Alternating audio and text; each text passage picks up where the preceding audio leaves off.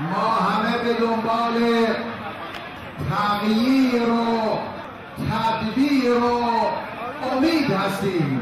برنامه من نجات اقتصاد کشور است.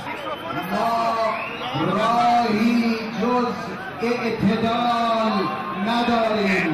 با شعار اعتدالی پوز عالی جیب خالی رو کار اومدی، کردی واسه مردم رکود و تورم 30-40%. خواستی با سبد کالا شیر بمالی سر ما حقمونو ندی. حاجی روحانی خیلی چخانی بدجور گند زدی. حقت برنش دجالی کلک و رمالی خواستی بکوبی قیاما، ولی وقتی غیر دادی عبا رو جر دادی بیچاره کردی نظاما. ما نرمش قهرمانانه خواهیم داشت. رفتی فرم واسه مذاکره، گفتی حالا وقت غیره. زهرو دادی به سیدری خره، گفتی بخور تا خیر خیره. قنی سازید حالا پنجره، تو پایین کشیدی کرکره. به اوباما از تیاره گفتی تلفنم یادت نره. یالا یالا زهر بعدی، یالا یالا زهر بعدی، شادی بعدی زهر بعدی. کش دادی تو دیالوگ و تحریم اما دست خود و مشکل حل نشد. ابوطالبی تو کردنش تو پیتو ویزاش جل نشد.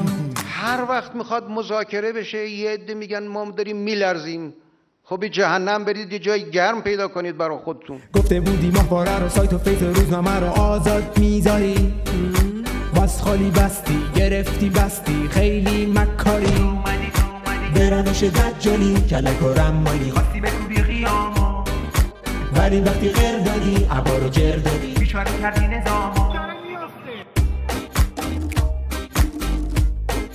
اعتدال چرا زندانی سیاسی نیازی نیست که در کشور عدل و اعتدال کسی در زندان باقی بماند. تو خیابون پر تنابه دار زندونی ها هزار. خانوما رو که تو کردی بیکار، گفتی تو ورزشگاه پا نزار. کردی باز توی نابکار حقوق بشر رو تار و مار. آرجون عمت افعی 7 خط خودتی شیخ فری.